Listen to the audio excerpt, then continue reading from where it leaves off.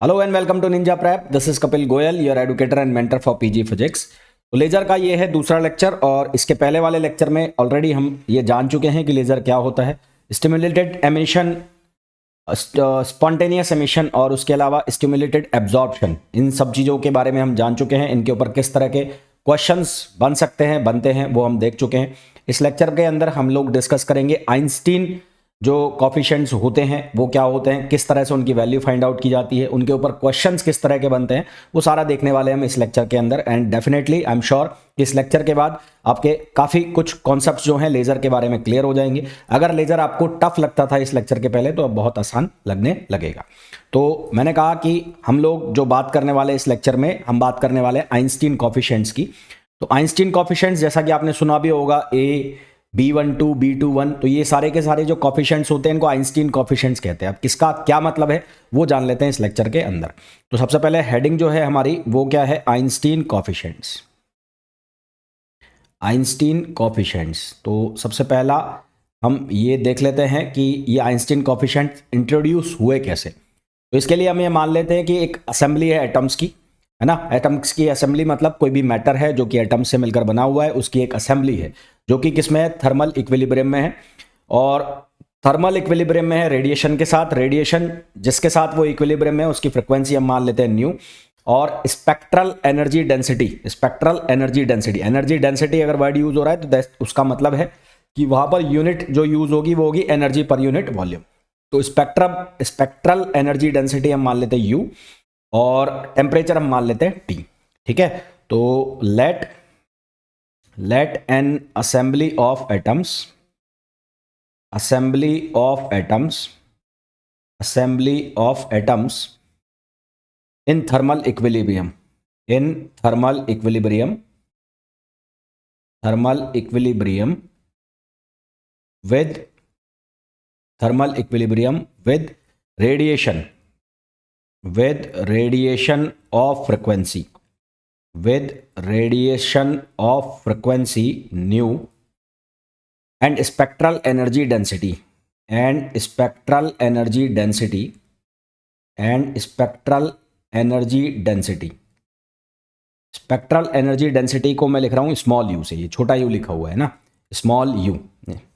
Spectral energy density जो है वो है स्मॉल यू और ये न्यू स्टार, यानी कि इस फ्रिक्वेंसी के लिए। तो स्पेक्ट्रल एनर्जी डेंसिटी को मैंने मान लिया है न्यू और टेम्परेचर मैंने कंसिडर कर लिया T. And temperature, and temperature, and temperature T. तो ये सब चीज़ें हमने कंसीडर की। यहाँ पर मेन इंपॉर्टेंट चीज़ जो ये एनर्जी डेंसिटी लिखा हुआ है, एनर्जी डेंसिटी की जो यूनिट हम लेते हैं वो आपको याद रखनी है। इस यूनिट का मतलब होता है एनर्जी पर यूनिट वॉल्यूम। अगर एनर्जी डेंसिटी लिखा रहा है तो उसकी यूनिट होगी एनर्जी पर यूनिट वॉल्यूम, यानी कि यहाँ पर जो एनर्जी हम यूज़ कर रहे हैं वो किसके अंदर होगी, पर यूनिट वॉल्यूम के अंदर होगी। फिर हम यहाँ पर दो चीज़ें और लेंगे, एक लेंगे N1 और एक लेंगे N2। N1 क्या होगा, नंबर ऑफ एटम्स पर यूनिट वॉल्यूम इन एनर्जी स्टेट 1, और इसी तरह से N2 होगा नंबर ऑफ एटम्स पर यूनिट वॉल्यूम इन एनर्जी स्टेट 2। एनर्जीज जो हम लेंगे वो लेंगे हम E1 और E2 किसी पर्टिकुलर इंस्टेंट के ऊपर। ठीक है, तो सबसे पहले मैं यहाँ पर डिफाइन कर देता हूँ N1। N1 क्या है, number of atoms, number of atoms, number of atoms पर unit volume, number of atoms पर यूनिट वॉल्यूम इन एनर्जी स्टेट 1। तो नंबर ऑफ एटम्स पर unit volume, per unit volume इन एनर्जी स्टेट 1, इन energy state 1। और इसी तरह से N2 क्या हो जाएगा, N2 हो जाएगा number of atoms, number of atoms पर unit volume, per unit volume इन एनर्जी स्टेट 2, इन एनर्जी स्टेट 2। एनर्जी स्टेट 1 के अंदर नंबर ऑफ एटम्स को हमने लिखा N1 से, और इसी तरह से N2 के लिए हमने लिखा एनर्जी स्टेट 2 के लिए N2 से लिखा। दो चीज़ें हो गई। इसी तरह से हम कंसीडर कर लेंगे स्टेट 1 की जो एनर्जी है, यानी कि लोअर एनर्जी, उसको हम कंसीडर कर लेंगे E1 से, और स्टेट 2 की जो एनर्जी है उसको हम कंसीडर कर लेंगे किससे, E2 से। ठीक है, अब हमारे पास कोई एटम है मान लेते हैं जो कि लोअर एनर्जी स्टेट में है E1 में, तो वो क्या करेगा, वो रेडिएशन को एब्जॉर्ब करेगा और एब्जॉर्ब करके कहाँ जाएगा, हायर एनर्जी स्टेट में जाएगा जो कि है E2, है ना, जो कि हायर एनर्जी स्टेट में जाएगा E2 में। तो E1 और E2 दो एनर्जी स्टेट्स हैं। तो E1 एनर्जी स्टेट 1, ये हो गई एनर्जी स्टेट 1, जिसको हम लोअर एनर्जी स्टेट भी बोल सकते हैं, लोअर एनर्जी स्टेट, इसको हम लोअर एनर्जी स्टेट भी कह सकते हैं। इसी तरह से एक एनर्जी स्टेट हो जाएगी E2, ये हो जाएगी energy state E2, energy state 2, और इसको हम हायर एनर्जी स्टेट भी बोल सकते हैं, हायर एनर्जी स्टेट। अब क्या होगा, मान लिया कोई एटम है जो लोअर एनर्जी स्टेट से हायर एनर्जी स्टेट में जा रहा है, तो ये लोअर एनर्जी स्टेट हो गई, ये हायर एनर्जी स्टेट हो गई, और यहाँ से कोई एटम यहाँ पर जा रहा है, ठीक है, ये कोई एटम है और ये एटम लोअर एनर्जी स्टेट से कहाँ जा रहा है, हायर एनर्जी स्टेट में जा रहा है। तो ये क्या करेगा, ये एब्जॉर्ब करेगा। तो अब ये क्या करेगा, ये रेडिएशन को एब्जॉर्ब करेगा। तो ये क्या करेगा, ये करेगा रेडिएशन को एब्जॉर्ब, ठीक है, ये क्या करेगा, ये रेडिएशन को क्या करेगा, एब्जॉर्ब करेगा। यहाँ तक चीज़ें क्लियर है, कुछ नई चीज़ मैं बता नहीं रहा हूँ, बहुत ही सिंपल सी चीज़ें हैं। तो यहाँ पर एक वर्ड हम यूज़ करेंगे प्रोबेबिलिटी रेट। क्या यूज़ करेंगे, प्रोबेबिलिटी रेट। तो प्रोबेबिलिटी रेट ऑफ एब्जॉर्प्शन, किसका एब्जॉर्प्शन, ट्रांजिशन 1 से 2। ट्रांजिशन कहाँ से कहाँ हो रहा है, 1 से 2। तो 1 से 2 में जो probability rate of occurrence of absorption, कि जो रेडिएशन एब्जॉर्ब होगी उसकी प्रोबेबिलिटी रेट, तो probability rate of occurrence of absorption for transition 1 से 2, वो किस पे डिपेंड करेगा, वो किसके प्रोपोर्शनल होगा, वो प्रोपोर्शनल होगा N1 के। N1 क्या है, नंबर ऑफ एटम्स पर यूनिट वॉल्यूम, और दूसरा किसके प्रोपोर्शनल होगा, वो प्रोपोर्शनल होगा एनर्जी डेंसिटी के। प्रोबेबिलिटी रेट, है ना, किसकी मैं बात कर रहा हूं, मैं बात कर रहा हूं प्रोबेबिलिटी रेट। तो probability rate of absorption, occurrence of absorption, तो प्रोबेबिलिटी रेट,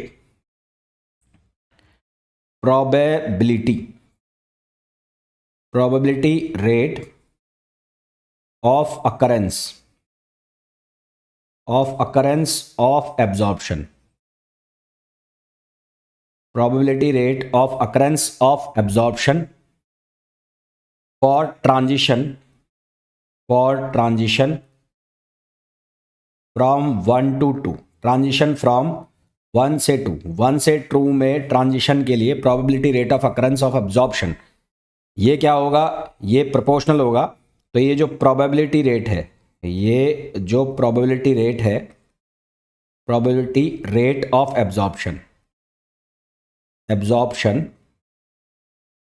ये किसके प्रोपोर्शनल होगा, ये प्रोपोर्शनल होगा N1। N1 का मतलब है नंबर ऑफ एटम्स पर यूनिट वॉल्यूम इन एनर्जी स्टेट 1, और दूसरा ये प्रोपोर्शनल होगा किसके, एनर्जी डेंसिटी के। दूसरा ये किसके प्रोपोर्शनल होगा, एनर्जी डेंसिटी के। इसको साथ में मैंने न्यू, ये मल्टीप्लाई नहीं है यहाँ पर, इसलिए मैं इसको न्यू नहीं लिख रहा हूँ। तो एक तो हो गया, क्या हो गया, नंबर ऑफ एटम्स पर unit volume, number of atoms पर यूनिट वॉल्यूम, और दूसरा क्या हो गया, ये हो गया एनर्जी स्टेट डेंसिटी, ये क्या हो गया, एनर्जी डेंसिटी हो गया, ठीक है, ये क्या हो गया, एनर्जी डेंसिटी। तो ये प्रोबेबिलिटी रेट ऑफ एब्जॉर्प्शन है। अब यहाँ से प्रोपोर्शनलिटी का निशान हटेगा, है ना, तो प्रोपोर्शनलिटी का निशान जब हटेगा तो यहाँ से एक कांस्टेंट आएगा जिसको हम लिखेंगे B12, क्या कहेंगे, B12। दूसरी चीज, नंबर ऑफ एब्जॉर्प्शन ट्रांजिशन, जो ये प्रोबेबिलिटी है इसको हम क्या बोलेंगे, number of absorption transition per unit time per unit volume, per unit time per unit volume. क्यों, क्योंकि जो नंबर ऑफ एटम्स है वो किसके अंदर है, वॉल्यूम के अंदर है, और जो एनर्जी डेंसिटी है वो भी किसके अंदर है, वॉल्यूम के अंदर है। तो number of transition per unit time per unit volume, तो number of transition, number of absorption transition, number of absorption transition, इनके यूनिट का याद रखना भाई, ये यूनिट जो है ये पूछ ली जाती है, per unit volume, per unit volume, per unit time, per unit volume, per unit time, can be written as. तो ये कैसे लिखी जा सकती है, इसको हम लिख सकते हैं किसके बराबर, इसको हम बराबर लिख सकते हैं N1 B12, 1 से 2 ट्रांजिशन हो रहा है, और जो एनर्जी डेंसिटी है उसको हम कैसे लिख रहे हैं, यू से लिख रहे हैं। तो एनर्जी जो डेंसिटी है उस एनर्जी डेंसिटी को हम किससे लिख रहे हैं, यू से लिख रहे हैं। तो ये एनर्जी डेंसिटी हो गई। तो ये हमारे पास क्या हो गया, ये एब्जॉर्प्शन का जो ट्रांजिशन है उसके लिए नंबर ऑफ एब्जॉर्प्शन ट्रांजिशन की वैल्यू आ गई, है ना, जिसको हमने किससे लिखा, N1 B12 और U। प्रोपोर्शनलिटी का जो कांस्टेंट है, जो प्रोपोर्शनलिटी का साइन था उसका जब हमने हटाया तो वहां पर एक कांस्टेंट आया जिसको हमने कहा B12। इस B12 को हम कहेंगे absorption coefficient, Einstein absorption coefficient of stimulation, है ना। तो यहां पर जो B12 हमारे पास आया है, B12, ये जो हमारे पास आया है B12, इस B12 को हम क्या नाम देंगे, आइंस्टीन एब्जॉर्प्शन रेट कोफिशिएंट। इसको हम क्या नाम देंगे, आइंस्टीन एब्जॉर्प्शन कोफिशिएंट। इसको हम नाम देंगे आइंस्टीन एब्जॉर्प्शन कोफिशिएंट। ठीक, आइंस्टीन एब्जॉर्प्शन कोफिशिएंट ये कहलाएगा। और 1 से 2 का मतलब है ट्रांजिशन जो हो रहा है वो कहां से कहां तक हो रहा है, 1 से 2 में हो रहा है। ठीक है, अब मान लेते हैं ये पहुंच गया है कौन सी स्टेट में, हायर एनर्जी स्टेट में पहुंच गया। तो ट्रांजिशन हो गया हायर एनर्जी स्टेट में, फ्रीक्वेंसी उसकी कितनी है, न्यू है। ठीक, फ्रीक्वेंसी इसकी कितनी है, न्यू है। तो अब हम कंसीडर करेंगे emission transition of frequency. Emission transition मतलब वो हायर एनर्जी स्टेट में, तो हायर से कहां से आएगा, वापस लोअर में आएगा। लोअर में आएगा तो उसमें जो एमिशन है वो दो तरह से हो सकता है, एक हो सकता है स्टिमुलेटेड और एक हो सकता है स्पॉन्टेनियस। तो वो कहां से कहां जाएगा, E2 से और E1 में जाएगा। E2 से और कहां पर जाएगा, E1 में जाएगा। तो नाउ कंसीडर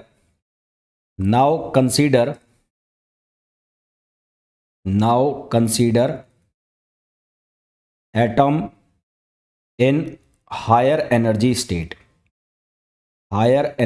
स्टेट। अब जो एटम है उसको हम कहां पर कंसीडर कर रहे हैं, हायर एनर्जी स्टेट में कंसीडर कर रहे हैं। हायर एनर्जी स्टेट में कंसीडर करेंगे तो कुछ इस तरह का हमारे पास सिचुएशन बनेगी। यहां पर हो जाएगा E2 और यहां पर हो जाएगा E1। तो अब जो ट्रांजिशन है वो यहां से यहां होगा, और यहां से यहां होगा तो दो तरह का ट्रांजिशन हो सकता है। एक हो सकता है स्पॉन्टेनियस एमिशन हो सकता है एक तो, और एक एमिशन हो सकता है स्टिमुलेटेड। एक जो एमिशन हो सकता है वो कौन सा हो सकता है, स्टिमुलेटेड एमिशन हो सकता है। ठीक है, हम ये ऑलरेडी बात कर चुके हैं कि स्टिमुलेटेड एमिशन और स्पॉन्टेनियस एमिशन क्या हो सकता है। जब ये हायर एनर्जी स्टेट में है तो अब ये एमिट करके बाहर निकलेगा, लोअर में आएगा, तो अब इसमें दो तरह के एमिशन हो सकते हैं। सबसे पहले अगर मैं स्पॉन्टेनियस एमिशन की बात करूं तो स्पॉन्टेनियस एमिशन 2 से 1 के लिए जो प्रोबेबिलिटी रेट है वो प्रोपोर्शनल होगी नंबर ऑफ एटम्स के, नंबर ऑफ एटम्स, है ना, N2, नंबर ऑफ एटम्स पर यूनिट वॉल्यूम। तो वो किसके प्रोपोर्शनल होगी, number of atoms in energy state 2। तो number of spontaneous emission transition per unit time per unit volume. देखो यहां एक इंपॉर्टेंट चीज आप ये याद रखना कि जब हम एब्जॉर्प्शन के लिए प्रोबेबिलिटी रेट की बात कर रहे हैं तो वो प्रोपोर्शनल है या वो डिपेंड कर रही है नंबर ऑफ एटम्स पे और साथ ही साथ एनर्जी डेंसिटी पर जब मैं स्पॉन्टेनियस एमिशन की बात कर रहा हूं तो उसमें जो नंबर ऑफ ट्रांजिशन है या जो प्रोबेबिलिटी है वो डिपेंड कर रही है किसके ऊपर, नंबर ऑफ एटम्स के ऊपर, वो एनर्जी डेंसिटी के ऊपर डिपेंड नहीं कर रही है। तो for spontaneous emission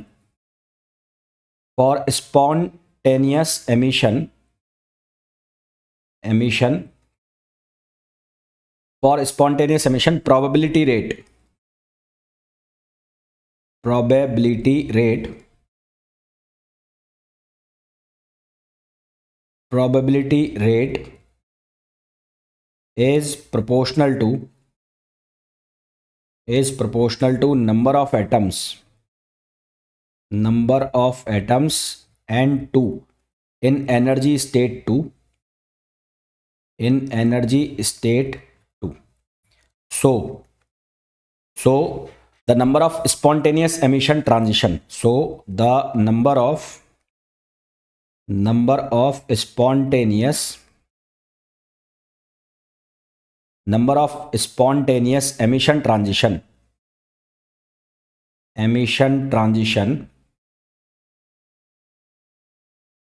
per unit volume per unit time। तो ये जो चीज़ है यहाँ पर जब हमने एब्जॉर्प्शन की बात की थी तो हमने लिखा था number of absorption transition per unit volume per unit time. अब हम लिख रहे हैं नंबर ऑफ स्पॉन्टेनियस एमिशन पर unit time per unit volume. तो ये किसके बराबर लिखेंगे, हम इसको लिखेंगे N2 और इसको मैं लिखूंगा A21, N2 और A21। यहाँ जो A21 है, इस A21 को हम नाम देंगे Einstein coefficient of spontaneous emission.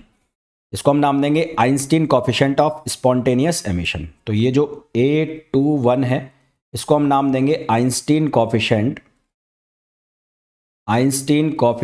Of spontaneous emission, of spontaneous emission. Einstein coefficient of spontaneous emission हम इसको नाम देंगे। यहाँ इसके पहले हमने पढ़ा था B12, वो था आइंस्टीन कोफिशिएंट ऑफ एब्जॉर्प्शन। कौन सा एब्जॉर्प्शन? Stimulated absorption. और ये कौन सा एमिशन है? ये है स्पॉन्टेनियस एमिशन। ठीक है, यहां पर ध्यान देने वाली बात ये है, जब मैं स्पॉन्टेनियस एमिशन की बात कर रहा हूं तो वो केवल डिपेंड कर रहा है नंबर ऑफ एटम्स के ऊपर, वो एनर्जी डेंसिटी के ऊपर डिपेंड नहीं कर रहा है। इसके पहले जब हमने एब्जॉर्प्शन के केस में बात की थी तो जो प्रोबेबिलिटी थी वो डिपेंड कर रही थी नंबर ऑफ एटम्स के ऊपर भी और एनर्जी डेंसिटी के ऊपर भी। यहां पर एक चीज आ रही है A21। अब ये जो A21 है जिसको हमने नाम दिया है Einstein coefficient of spontaneous emission, तो ये जो A21 है ये डिपेंड करता है A21, ये A21 डिपेंड करता है किसके ऊपर? स्पॉन्टेनियस लाइफ टाइम के ऊपर डिपेंड करता है। स्पॉन्टेनियस लाइफ टाइम का मतलब जब वो एक्साइटेड स्टेट में जितने टाइम वो रहेगा उसको हम कहते हैं लाइफ टाइम, जो कि 10⁻⁸ के अप्रॉक्सीमेटली होता है। तो आइंस्टीन कोफिशिएंट जो A है वो जो स्पॉन्टेनियस लाइफ टाइम है उसके साथ कैसे रिलेट करता है? A = 1/τ, जहां जो टाउ है वो कहलाता है लाइफ टाइम। तो यहां नोट लगा के लिख रहा हूं मैं, नोट लगा के लिख रहा हूं, इसको आप याद रखना कि A relate with spontaneous life time as A = 1/τ। Spontaneous lifetime as A = 1/τ, where tau = lifetime, जो टाउ है वो क्या है? लाइफ टाइम है। इसके ऊपर क्वेश्चन बनेंगे, ध्यान रखना। अब यहां से दो चीजें हो गई। क्या चीजें हो गई? कि probability of spontaneous emission depends on पहला ये डिपेंड करेगी नंबर ऑफ एटम्स पर, और दूसरा ये डिपेंड करेगी किसके ऊपर? टाइम पीरियड के ऊपर, है ना। ये दूसरा किसके ऊपर डिपेंड करेगी? लाइफ टाइम के ऊपर डिपेंड करेगी। जो कोफिशिएंट B है उसका ऐसा कोई लाइफ टाइम के साथ रिलेशन नहीं है, A का लाइफ टाइम के साथ रिलेशन है। तो ये इसको हम इस तरह से लिखेंगे, इसके ऊपर क्वेश्चन बनेंगे भी और मैं आपको करवाऊंगा भी। तो ये हमने लिखा किसके बारे में? स्पॉन्टेनियस एमिशन के बारे में। अब एमिशन तो दो हो रहे हैं, एक स्पॉन्टेनियस भी हो रहा है और एक स्टिमुलेटेड भी हो रहा है। तो स्पॉन्टेनियस को तो हमने लिख लिया। अब इसी सिमिलरली किसके लिए लिखेंगे? स्टिमुलेटेड एमिशन के लिए। तो probability rate similarly probability rate for stimulated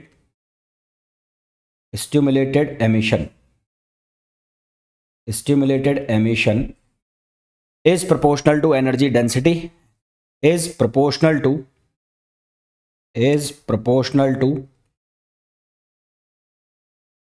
energy density कौन सी थी? U, and number of atoms, है ना। नंबर ऑफ एटम्स मतलब 2 से 1 में जो नंबर ऑफ एटम्स है वो N21। तो यहां पर जो स्टिमुलेटेड एमिशन पर unit volume per unit time, तो जिस तरह से यहां पर मैंने लिखा, क्या लिखा? नंबर ऑफ स्पॉन्टेनियस एमिशन, तो ऐसे ही नंबर ऑफ स्टिमुलेटेड एमिशन। तो hence number of stimulated emission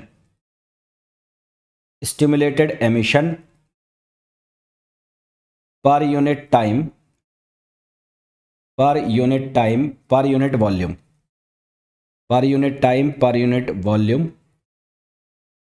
is given by. तो ये हम कैसे लिखेंगे? इसको हम लिखेंगे N2 और ये लिखा जाएगा B21 और यहाँ पर आ जाएगा U।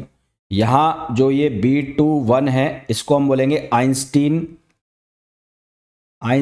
Coefficient,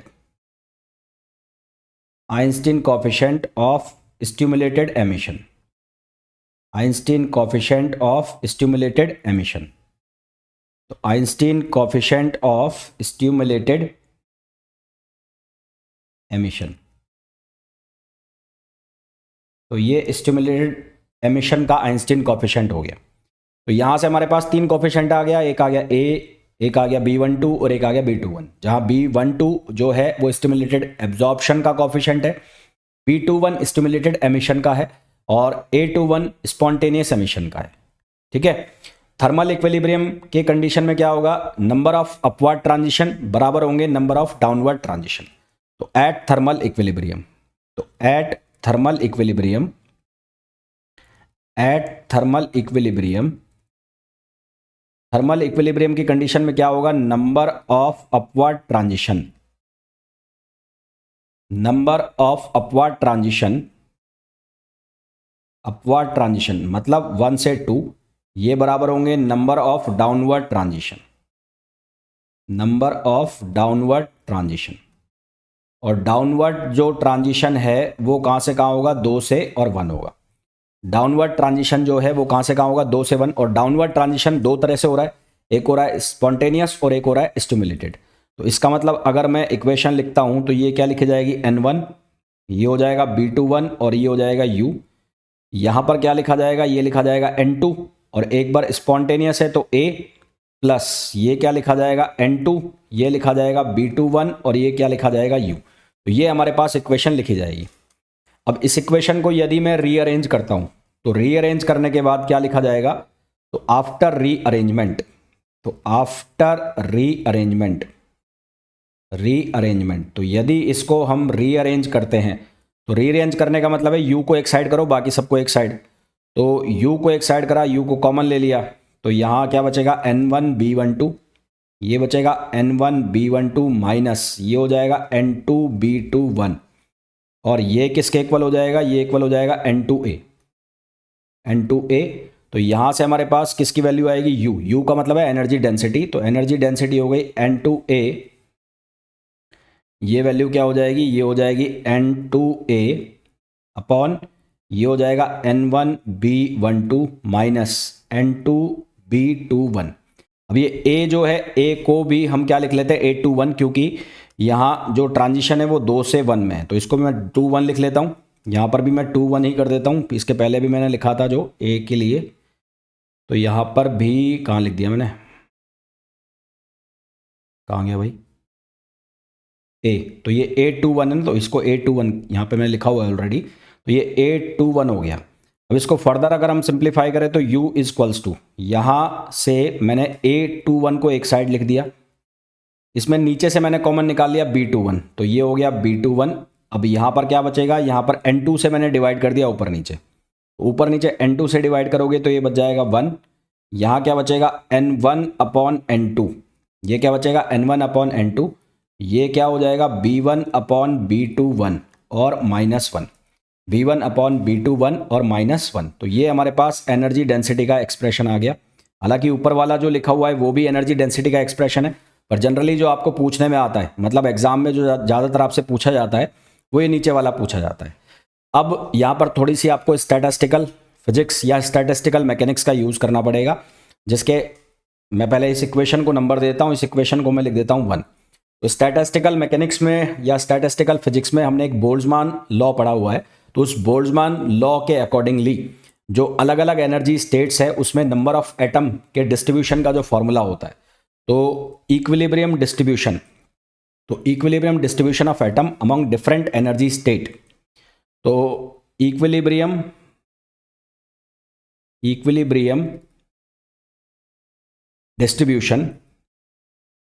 distribution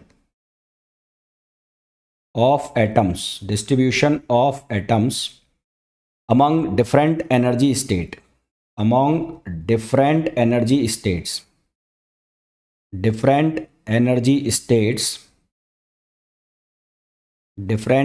states at temperature T is given by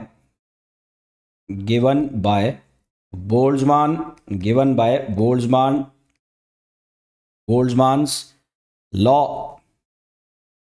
तो बोल्ट्जमान लॉ के अकॉर्डिंग ये क्या होता है, N2 upon N1 equals to e power minus E2 upon KT और e power minus E1 upon KT। भाई ये याद रखना, ये फॉर्मूला एग्जैक्टली जो फॉर्मूला होता है नंबर ऑफ एटम्स का, ये फॉर्मूला ऐसा होता है n प्रोपोर्शनल टू, है ना, ये फॉर्मूला ऐसा बनता है n equals to e power minus e upon KT। ये आप लोग पढ़ते हैं जब आप स्टैटिस्टिकल मैकेनिक्स पढ़ते हैं, तो जब रेशो निकालना होता है ये निकालते हैं। ये फॉर्मूला काफ़ी बार पूछा जाता है स्टैटिस्टिकल मैकेनिक्स में, इसके ऊपर क्वेश्चन भी बनते हैं। तो अभी यहाँ पर पढ़ रहे हो तो इसका मतलब ये थोड़ी ना है कि स्टैटिस्टिकल मैकेनिक्स आपको ध्यान नहीं होगा। उसके फॉर्मूले भी अगर बीच में आएंगे और वो इंपॉर्टेंट है तो वो भी आपको याद करना ही है, वो आपको याद होने ही चाहिए, इनके ऊपर क्वेश्चन बनते हैं। तो ये जो फॉर्मूला N2 अपॉन N1 लिखा, अगर मैं इसको N1 अपॉन N2 लिखना चाहूँ तो चीज़ें पलट जाएंगी। तो N1 अपॉन N2 अगर आप लिखोगे तो ये क्या बन जाएगा, ये ऊपर होगा, ये बना, फिर इसको मैं कॉमन निकाल के क्या लिख दूंगा, e power E1 E2 minus E1 upon KT, E2 minus E1 upon KT, इस तरह से हम इसको लिख लेंगे। और जो एनर्जी का डिफरेंस है, since E2 minus E1 equals to क्या होगा, h new.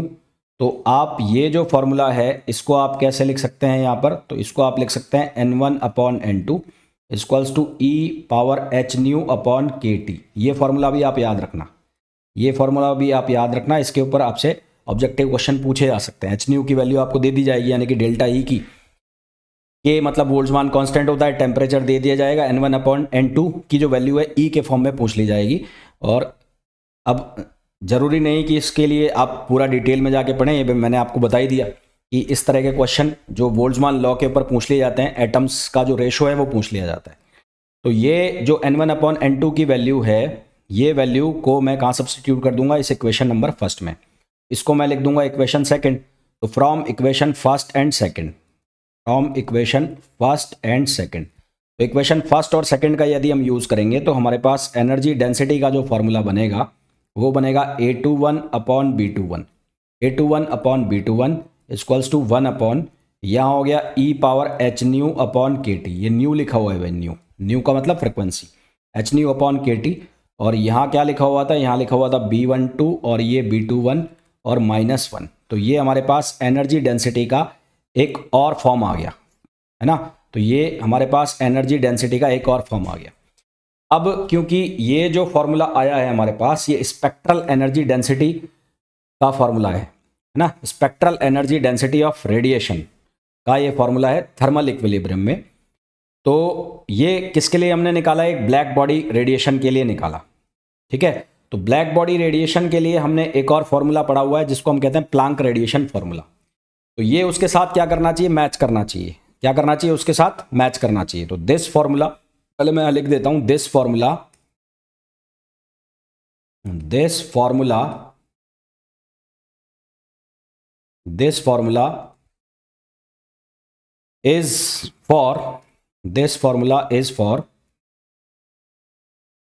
for spectral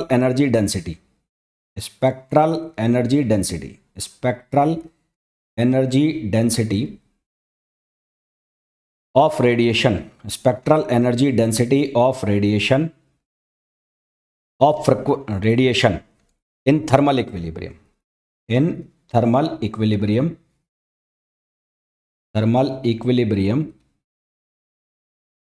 for black body radiation, है ना। and it must consist with black body radiation, it must consist with black body radiation। ये black body radiation के साथ भी क्या होना चाहिए, कंसिस्टेंट। तो इसका मतलब जो प्लांक फॉर्मूला है उसके साथ भी ये कंपेरेबल होगा, therefore it is also comparable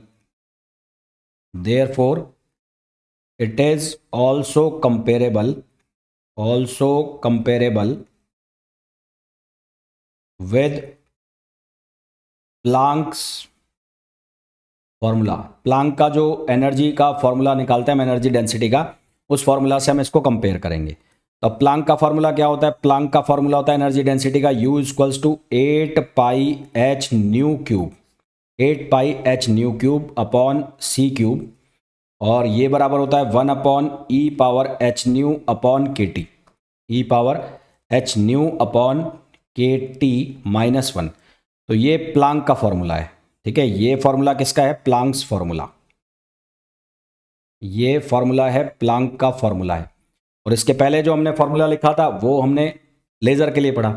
तो यदि इन दोनों को कंपेयर करें तो आफ्टर कंपेयरिंग, ये ऑब्जेक्टिव क्वेश्चन है भाई, ये भी पूछ लिया जाता है। तो after comparing both, after comparing both, यदि इन दोनों को कंपेयर करते हैं तो हमें क्या मिलता है? हमें मिलता है B12 upon B21 equals to 1। B12 upon B21 की जो वैल्यू है हमें क्या मिलती है? 1। यानी कि यहाँ से ये बनता है हमारे पास B21 और B12 आपस में क्या होते हैं? बराबर होते हैं। और A21 और B21 की जो वैल्यू है वो किसके बराबर आ जाएगी? वो आ जाएगी 8 pi H nu cube upon C cube. तो ये हमारे पास ऑब्जेक्टिव क्वेश्चन आ गए छोटे छोटे कि which one of the following is correct for stimulated emission और एब्जॉर्प्शन, स्टिमुलेटेड एमिशन कोफिशिएंट और एब्जॉर्प्शन कोफिशिएंट, इसी तरह से स्पॉन्टेनियस एमिशन कोफिशिएंट और जो स्टिमुलेटेड एमिशन कोफिशिएंट है उसका रेशो आपसे पूछ लेंगे। अब यहाँ से जो क्वेश्चन बनेगा वो कैसे बनेगा कि आपसे ये पूछ लिया जाएगा A21 upon B21 is proportional to nu cube. ये फ्रिक्वेंसी के क्यूब के प्रोपोर्शनल हो गया। अब क्योंकि फ्रिक्वेंसी और वेवलेंथ एक दूसरे के रेसिप्रोकल है तो इसको आप ऐसे भी लिख सकते हो A21 upon B21 is proportional to 1 upon lambda cube. इसी चीज़ को ऐसे भी लिखा जा सकता है A21 upon B21 is proportional to 1 upon lambda cube, ठीक है। ये डायरेक्ट ऑब्जेक्टिव क्वेश्चंस पूछे जाते हैं इस तरह के, और क्योंकि पूछे जाते हैं इसलिए मैं आपको ये बता रहा हूँ। तो यहाँ से हमें ये पता लग रहा है, जब अगर हम इसको पूरे को कंक्लूड करें तो इलेक्ट्रोमैग्नेटिक रेडिएशन की प्रेजेंस में प्रोबेबिलिटी ऑफ स्टिमुलेटेड एब्जॉर्प्शन और स्टिमुलेटेड एमिशन क्या होते हैं? बराबर होते हैं। तो फाइनली जब अगर हम इसको कंक्लूड करते हैं तो कंक्लूड अगर हम इसको करें तो कंक्लूड करेंगे तो क्या आएगा? इन प्रेजेंस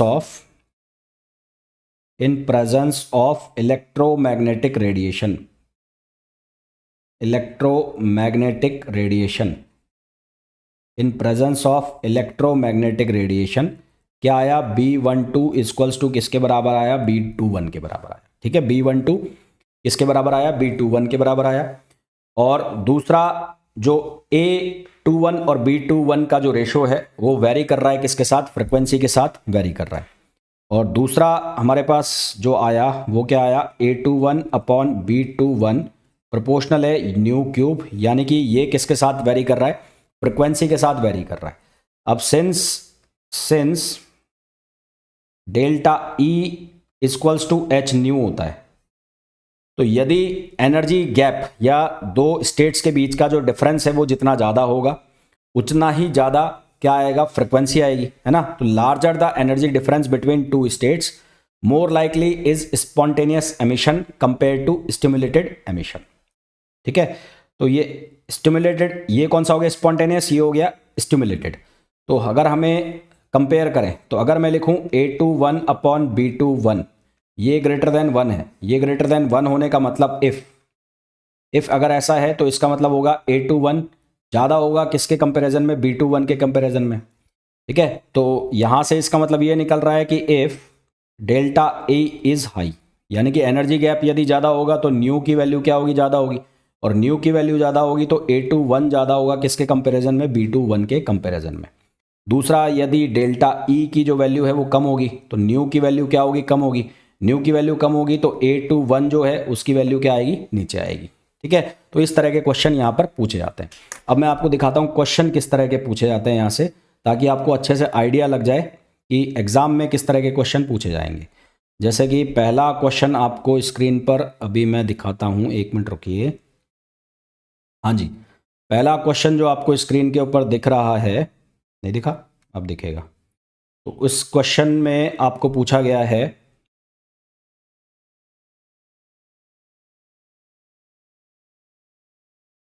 इस क्वेश्चन में आपको पूछा गया है the ratio of Einstein A and B coefficient. तो अभी जस्ट मैंने आपको बताया और मैंने बताया भी ये क्वेश्चन भी बनेगा। तो ए अपॉन बी किसके प्रोपोर्शनल होता है? न्यू क्यूब के प्रोपोर्शनल होता है। तो हमारे पास जो आंसर आ जाएगा वो क्या आ जाएगा? सी आ जाएगा। इसी के ऊपर दूसरा क्वेश्चन वेवलेंथ के ऊपर है, वो भी मैं आपको बता ही देता हूँ, है ना। तो क्वेश्चन हम कर लेंगे तो प्रेडिक्टेबल हो जाएंगी चीज़ें, तो हमारा काम जो है वो आसान हो जाएगा। तो यहाँ से दूसरा क्वेश्चन अब किसके ऊपर आ गया? लैम्बडा के ऊपर। न्यू और लैम्बडा एक दूसरे के क्या होंगे? रेसिप्रोकल होंगे। तो आंसर आपको पता ही है कि अब आंसर में क्या आएगा? 1/λ³ आएगा। अब जो आपका आंसर बनेगा वही रेशो निकालना है ए अपॉन बी का। तो अब ये किसके प्रोपोर्शनल हो जाएगा? 1/λ³ के, है ना। यानी कि आंसर आपके पास क्या आ जाएगा? बी आ जाएगा। फिर थर्ड क्वेश्चन देखो। थर्ड क्वेश्चन में आपसे पूछा है कि the life time of N excited state of atom. हमें दी हुई है आइंस्टीन कॉफिशेंट ए, हमें निकालना है। इसके साथ एसोसिएट जो आइंस्टीन कॉफिशेंट है वो हमें निकालना है। तो ए को हम कौन सा कहते हैं? स्पॉन्टेनियस कॉफिशेंट कहते हैं। तो इसकी वैल्यू हमें निकालनी है। तो ये कैसे निकालेंगे? देखो यहाँ पर हमें ए की वैल्यू निकालनी है। तो ए बराबर होता है 1/टाउ, और टाउ की वैल्यू हमें कितनी दे रखी है? 5 म्यू सेकेंड दे रखी है। तो 1/5 म्यू सेकेंड का मतलब हो गया 10⁻⁻⁶। तो इसको ऊपर ले जाओ, तो ये इसको मैं लिख सकता हूँ 10 × 10⁻5/5। तो इसको जब फर्दर सिंप्लीफाई करेंगे तो 10/5 कितना हो जाएगा? 2। तो ए की वैल्यू कितनी आ जाएगी? 2 × 10⁻5। तो यानी कि आंसर हमारे पास कितना आ जाएगा? डी आ जाएगा। अब देखो इतने सिंपल क्वेश्चन है ये। हो कब सकते हैं? जब आपको थ्योरी प्रॉपरली आती है। अगर आपको प्रॉपरली थ्योरी नहीं आती है तो फिर ये क्वेश्चन आपको अटकाएंगे। देखो मैं बाकी के 3 क्वेश्चन एक साथ ही लिख रहा हूँ यहाँ पर, उनके तीनों के एक साथ ही सॉल्यूशन बता दूंगा आपको। हालांकि सॉल्यूशन आप मेरे हिसाब से जब इन क्वेश्चन को देखोगे तो आप हैंड टू हैंड लगा ही दोगे, मेरे बोलने की ज़रूरत भी नहीं होगी, पर फिर भी मेरा बताना बनता है तो मैं आपको बताऊंगा ही। तो नेक्स्ट क्वेश्चन जो है उसमें बोला गया है the rate of spontaneous emission. देखो अब कौन सा एमिशन है? स्पॉन्टेनियस एमिशन है। तो स्पॉन्टेनियस एमिशन में ये प्रोपोर्शनल होता है या किसके बराबर होता है? ये बराबर होता है N21 और A के। तो N21 तो हो गया number of atoms in excited state, ये तो सही है। एनर्जी डेंसिटी का यहाँ पर कोई रोल होता नहीं। हाँ, A यहाँ पर किसके बराबर होता है? 1/ लाइफ टाइम। तो यहाँ लाइफ टाइम से रिलेट कर गया A, तो life time of excited state, यानी कि A और C दोनों सही है। तो हमारे पास जो आंसर आ जाएगा वो क्या आ जाएगा? A and C। अगला क्वेश्चन देखो। Rate of stimulated emission from N excited state depends on. Excited state में रेट ऑफ स्टिमुलेशन, तो एक्साइटेड स्टेट में रेट ऑफ स्टिमुलेटेड एमिशन, तो ये क्या होता है? N21, B21 और U, यानी कि नंबर ऑफ एटम्स के ऊपर डिपेंड कर रहा है, एनर्जी डेंसिटी के ऊपर डिपेंड कर रहा है। यहाँ पर लाइफ टाइम का कोई लेना देना है नहीं। तो हमारे पास जो सही आंसर आ जाएगा वो क्या आ जाएगा? Both A and B। फिर अगला देखो, rate of absorption from lower energy state. तो लोअर एनर्जी स्टेट में रेट ऑफ एब्जॉर्प्शन वो किसके बराबर होता है? N12, और क्या लिखते हैं उसको? B12, है ना, और U। तो यहाँ पर भी किसके ऊपर डिपेंड कर रहा है? नंबर ऑफ एटम्स के ऊपर और एनर्जी डेंसिटी, यानी कि यहाँ पर भी जो आंसर आ जाएगा वो क्या आ जाएगा? A और B आ जाएगा। ठीक है।